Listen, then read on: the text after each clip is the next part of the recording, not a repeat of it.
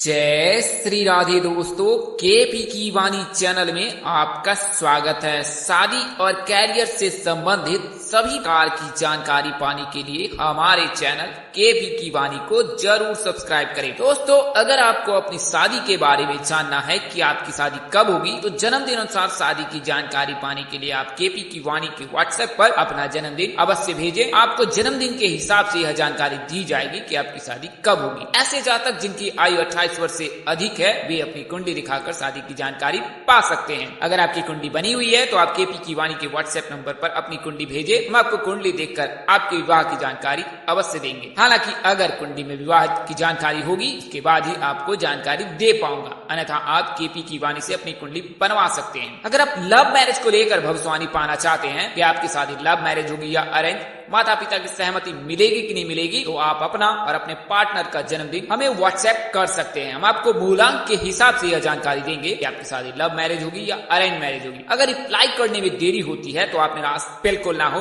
क्योंकि आपको जवाब जरूर दिया जाएगा। हालांकि एक बात आपको बताना चाहूंगा कि जन्मदिन के हिसाब से अगर आपको लव मैरिज की जानकारी देता हूं तो इसमें मामूली बदलाव हो सकता है। यह बदलाव कुंडली के अनुसार से हो सकता है। कुंडली में अगर लव मैरिज के योग होंगे, उसके बाद ही आपकी लव मैरिज की संभावना बनेगी। दोस्तों, आगे बढ़ने से पहले आपको बताना चाहूंगा कि अब आप हमसे शादी की कुंडली भी बनवा सकते हैं। मैं आपको शादी से संबंधित सभी प्रकार की जानकारी दी जाएगी कि आपकी शादी कब होगी, कहाँ होगी, कैसे होगी, किससे होगी, किस दिशा में होगी, कितनी दूर पर होगा ससुराल, किस नाम से शादी होगी, किस राशि से करनी चाहिए, जीवन साथी का रंग, रूप, स्वरूप, स्वभाव और उनका कैरियर, आपका कैरियर। अगर आप लव मैरिज करना चाहते हैं तो कुंडली के हिसाब से माता पिता की सहमति मिलेगी कि नहीं मिलेगी, या आप अपने माता पिता के खिलाफ जाकर शादी करेंगे, यह तमाम तरह की जानकारी आपको कुंडली में बताई जाएगी। साथ ही शादी में आ रहे दोष को दूर करने के भी सरल उपाय बताए जाएंगे। इसके लिए आप 8521835670 इस नंबर पर आप व्हाट्सएप मैसेज कर सकते हैं अथवा फोन कॉल कर सकते हैं।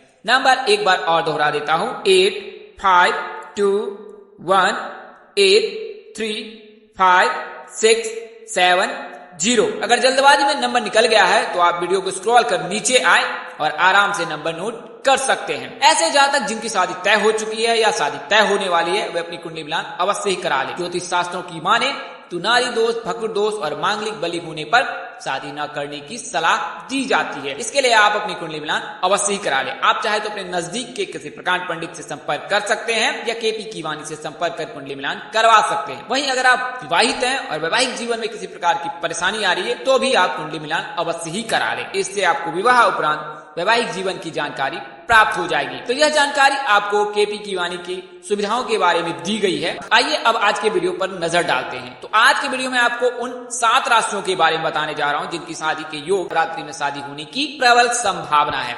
तो ऐसा क्यों हो रहा है, इसके कारण क्या है और निवारण क्या है, इन तमाम तरह की जानकारी आपको इस वीडियो में देखने को मिलेगी। तो आइए जानते हैं। तो आइए उससे पहले आपको कुछ विशेष जानकारी दे देता हूं विवाह संबंध में, जिसके बारे में बहुत कम लोगों को पता है। तो आपको बताना चाहूंगा कि ज्योतिष शास्त्र में हाथ देखकर, कुंडली देखकर और दिन देखकर, यानी कि जन्मदिन के देखकर विवाह की जानकारी बताई जाती है। इसमें हस्तरेखा और कुंडली, इसमें सटीक जानकारी प्राप्त होती है।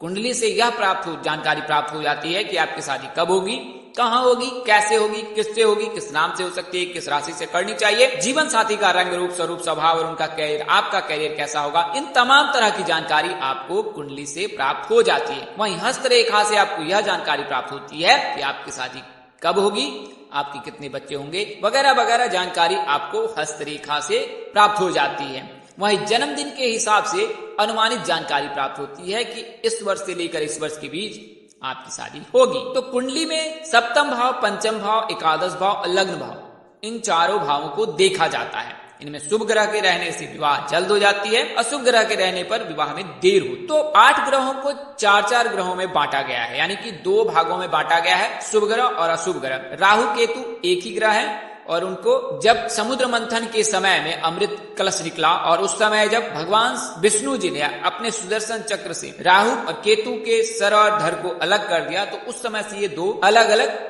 ग्रह कहलाए, किंतु ये एक ही ग्रह है। इसके लिए इनकी गिनती एक ही ग्रह होती है। तो 4 ग्रहों को शुभ ग्रह और अशुभ ग्रहों में बांटा गया है। मंगल, राहु, केतु, शनि को अशुभ ग्रह में रखा गया है। वहीं बुध, गुरु, रवि, चंद्र और शुक्र, इनको शुभ ग्रह माना गया है। शुक्र विवाह के कारक माने जाते हैं, गुरु विवाह के कारक माने जाते हैं। लड़कों के शादी के कारक शुक्र माने जाते हैं और लड़कियों के शादी के कारक गुरु माने जाते हैं। शुक्र को स्त्री सुख का कारक और विवाह सुख का कारक भी माना गया है, जबकि गुरु को लड़कियों के विवाह के कारक माना गया। अगर लड़कियां गुरु मजबूत कर ले तो विवाह जल्द हो जाती है, वहीं लड़के अगर शुक्र को मजबूत कर ले तो विवाह जल्द हो जाती है। तो बुध के रहने पे भी 20 वर्ष से शादी के योग बनते हैं, गुरु के रहने पर 24 वर्ष तक शादी होती है, चंद्र के रहने पर 25वें वर्ष से शादी के योग बनते हैं, शुक्र के रहने पर 26वें वर्ष से शादी के योग बनते हैं, सूर्य के रहने पर 27वें वर्ष से शादी के योग बनते हैं, मंगल के रहने पर 28वें वर्ष से शादी के योग बनते हैं, वहीं शनि और केतु के रहने पर 30वें वर्ष से शादी के योग बनते हैं, राहु के रहने पर 27वें वर्ष से योग बनते हैं। अगर कुंडली में शनि है, शनि की दृष्टि है, तो किसी परिवार के सदस्य, जान पहचान, मध्यस्थ व्यक्ति के चलते शादी में बाधा आती है। वहीं केतु के रहने पर गुप्त शत्रु के चलते शादी में बाधा आती है। ऐसी स्थिति में मांगलिक कार्य की जानकारी किसी से भी साझा नहीं करनी चाहिए। आप अपने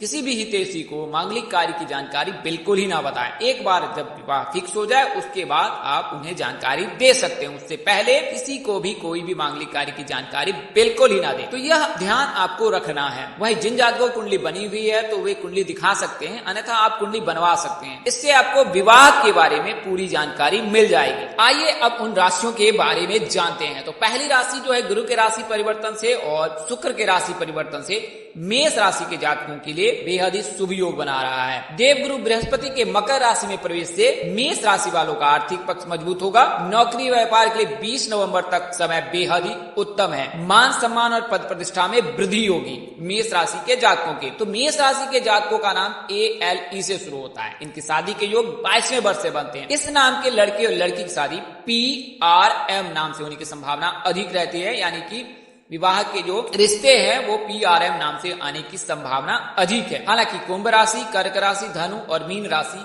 ये जातक के लिए बेहतर होता है। दूसरी राशि सिंह राशि है। तो देवगुरु बृहस्पति के मकर राशि में प्रवेश से इन्हें धन लाभ का योग बन रहा है। सिंह राशि के जातकों की कुंडली के सप्तम भाव में गुरु विराजमान हो रहा है। इसके चलते जो है वर्ष भर जो है सिंह राशि के जातकों के लिए शुभ योग बना रहा है। नौकरी व्यापार में शुभ परिणाम प्राप्त होंगे। सिंह राशि के जातक इस दौरान आध्यात्मिक और धार्मिक कार्यों में शामिल हो सकते हैं। मकान या वाहन खरीदने की सोच रहे हैं तो यह समय बेहद ही आपके लिए शुभ है, यानी कि अब से लेकर दिसंबर तक आपके लिए बेहद ही शुभ समय है। इन समयों में आप मकान या वाहन खरीद सकते हैं। हालांकि एक बार तिथि अवश्य ही ज्ञात करवा ले अपने नजदीक के किसी प्रकांड पंडित से, उसके बाद ही आप मकान या वाहन खरीदे। तो सिंह राशि के जातकों की कुंडली के सप्तम भाव में जो है गुरु विराजमान है और यह दिसंबर तक विराजमान रहेंगे। इसके चलते सिंह राशि के जातकों के शुभ योग बन रहे हैं। तो सिंह राशि के जातकों का नाम M से शुरू होता है। M अक्षर से शुरू होने वाले लड़के लड़की की राशि सिंह होती है। इनके शादी के योग 26वें वर्ष से बनते हैं। इस नाम के लड़के और लड़की की शादी MKS नाम के जातक से होने की संभावना अधिक रहती है। हालांकि अगर शादी मिथुन राशि के जातकों से हो तो ज्यादा बेहतर होता है। अगली राशि वृश्चिक राशि है। तो न केवल गुरु के राशि परिवर्तन से बल्कि शुक्र के राशि परिवर्तन से भी वृश्चिक राशि के जातकों के विवाह के योग बन रहे हैं। तो जो शुक्र है, शुक्र के मजबूत रहने से लड़कों की शीघ्र शादी होती है, वहीं गुरु के मजबूत रहने से लड़कियों की शीघ्र शादी होती है। तो दोनों ही जातकों को बेहद ही शुभ परिणाम मिलने वाला है। हालांकि इनका फलादेश क्या है वह पहले जान लेते हैं। तो गुरु के राशि परिवर्तन से वक्री होने से वृश्चिक राशि के जातकों को धन लाभ का योग बन रहा है। आर्थिक समस्याओं से निजात मिलेगा। दाम्पत्य जीवन सुखकारी होगा। कार्यों में इनको सफलता मिलेगी। मकान या वाहन खरीदने की सोच रहे हैं तो यह समय शुभ है। नवरात्रि के दिनों में आप बिना तिथि ज्ञात किए ही खरीद सकते हैं, क्योंकि 9 दिनों में हमेशा शुभ योग ही रहता है। पारिवारिक सदस्यों और मित्रों से आपको सहयोग मिलेगा। तो यह वृश्चिक राशि के फलादेश हैं। अब जान लेते हैं वृश्चिक राशि के बारे में। तो N अक्षर से शुरू होने वाले, Y अक्षर से शुरू होने वाले लड़के लड़की की राशि वृश्चिक होती है। इनके शादी के योग महज 21वें वर्ष से बनते हैं। इस नाम के लड़के और लड़की की शादी IST नाम के जातकों से होने की संभावना अधिक रहती है। हालांकि अगर शादी सिंह राशि से हो तो ज्यादा ही बेहतर होता है। अगली राशि धनु राशि है। तो धनु राशि के जो राशि स्वामी है स्वयं गुरु है और इनके आराध्य देव भगवान श्री हरि विष्णु हैं। तो इस वजह से इस नाम के जातकों के, इस राशि के जातकों के विवाह के योग महज 21वें वर्ष से बनने लगते हैं। आइए पहले फलादेश जान लेते हैं। तो इस राशि के जातक अब से लेकर नवंबर तक, और नवंबर में जब गुरु मार्गी होंगे उसके बाद दिसंबर तक इनके लिए शुभ योग बना रहा है। इन दिनों में आप नौकरी और व्यापार में तरक्की करेंगे, धन लाभ के योग बन रहे हैं, वैवाहिक जीवन सुखमय रहेगा, जो भी कार्य करने की सोच रहे हैं उनमें सफलता मिलेगी तथा आपकी तारीफ चारों तरफ अवश्य ही होगी। तो एफ अक्षर से शुरू होने वाले लड़के और लड़की की राशि धनु होती है और इनकी शादी के योग 21वें वर्ष से बनते हैं। इस नाम के लड़के और लड़की की शादी STI नाम के जातकों से होने की संभावना अधिक रहती है। हालांकि अगर शादी मेष राशि से हो तो ज्यादा ही उत्तम होता है। अगली राशि जो है वो मीन राशि है। तो इनके भी राशि स्वामी जो है वो गुरुदेव हैं और इनके आराध्य देव भगवान श्री हरि विष्णु जी हैं। तो इस राशि के जातकों का नाम डी से शुरू होता है। तो आइए पहले फलादेश जान लेते हैं, उसके बाद इसके बारे में विस्तार से जानेंगे। तो धन लाभ होने से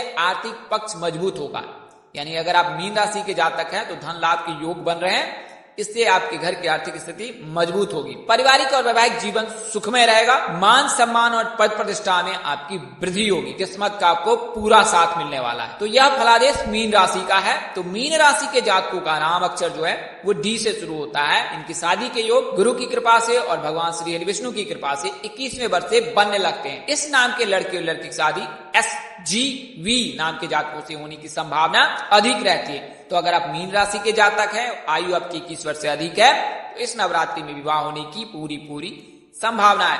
हालांकि एक बार आप अपनी कुंडली अवश्य दिखा लें और अगर कोई दोष लगा हुआ है तो उस दोष के निवारण को अवश्य ही करें, इससे दोष के प्रभाव जो है कम होने लगेंगे। मेष राशि के साथ इनका संबंध मैत्री संबंध रहता है, इसके लिए मेष राशि के साथ अगर विवाह हो तो ज्यादा ही उत्तम होता है। अगली राशि तुला राशि है। तो तुला राशि के जातकों का शुक्र के राशि परिवर्तन से, शुक्र के तुला से वृश्चिक राशि में प्रवेश करने से तुला राशि के जातकों के भी विवाह के योग नवरात्रि में बन रहे हैं और 7 दिनों में आपकी, यानी कि 7 तारीख से लेकर 14 तारीख के मध्य सगाई होने की पूरी संभावना है। इस नाम के जातकों के शादी के योग 20वें वर्ष से बनते हैं। कई ज्योतिष ऐसा मानते हैं कि तुला राशि के जातकों की लव मैरिज नहीं होती है, लेकिन कुंडली में अगर मांगलिक दशा ऐसी रहे कि विवाह के योग बनते हैं तो आपकी लव मैरिज अवश्य ही हो। इस नाम के लड़के और लड़की की शादी GMT नाम के जातकों से होने की संभावना अधिक रहती है। हालांकि सिंह राशि के साथ इनका मैत्री संबंध रहता है, तो अगर सिंह राशि के जातकों से आप विवाह करते हैं तो यह आपके लिए उत्तम होगा।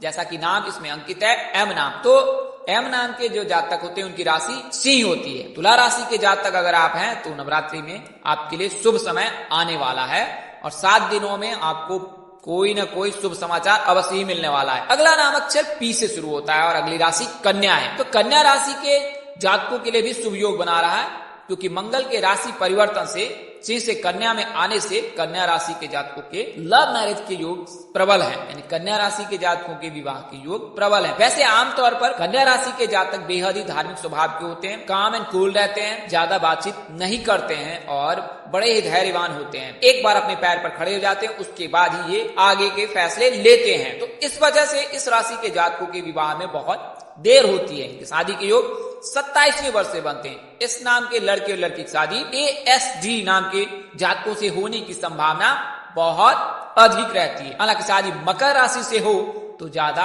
उत्तम होता है। तो अगर आप P नाम के जातक है, कन्या राशि आपकी है, तो आपके लिए नवरात्रि बेहद ही शुभ परिणाम लेकर आ रहा है।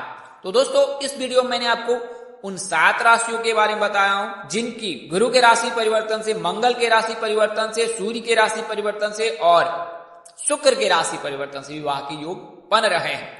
हालांकि यह जानकारी व्यक्ति विशेष पर निर्भर नहीं करता है, इसके लिए आप अपनी कुंडली अवश्य ही दिखा लें। इस वीडियो में बताई गई जानकारी ज्योतिष, पंचांग, मान्यताओं और धर्म ग्रंथों से दी गई है।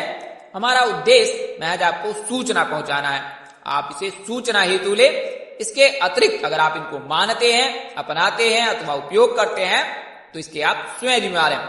आप चाहे तो अपने नजदीक के किसी प्रकांड पंडित अथवा ज्योतिष से संपर्क कर लें, अन्यथा KP की वाणी से अपनी कुंडली अवश्य ही दिखवा लें। इस तरह की अन्य वीडियो देखने के लिए हमारे चैनल के डैशबोर्ड अथवा प्लेलिस्ट पर जाएं और अपनी राशि अनुसार वीडियो जरूर देखें। शादी और कैरियर से संबंधित कई प्रकार के वीडियो आपको प्लेलिस्ट पर मिल जाएंगे, साथ ही आपको दोष निवारण के भी उपाय मिल जाएंगे। अगर आपको यह जानकारी अच्छी लगी तो कमेंट में जय श्री राधे लिखना बिल्कुल ना भूले। साथ ही लाइक कर, कमेंट कर, शेयर कर हमें जरूर बताएं। अगर आप मेरे चैनल पर पहली बार आ रहे हैं तो चैनल का परिवार के सदस्य में जरूर ही भागीदारी रहें और चैनल को सब्सक्राइब करें।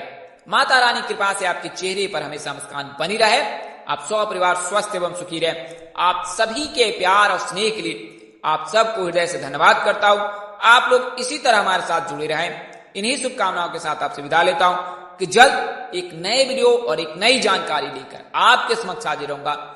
तब तक के लिए मुझे इजाजत दे। आप जहां रहे मस्त रहे, स्वस्थ रहे, व्यस्त रहे।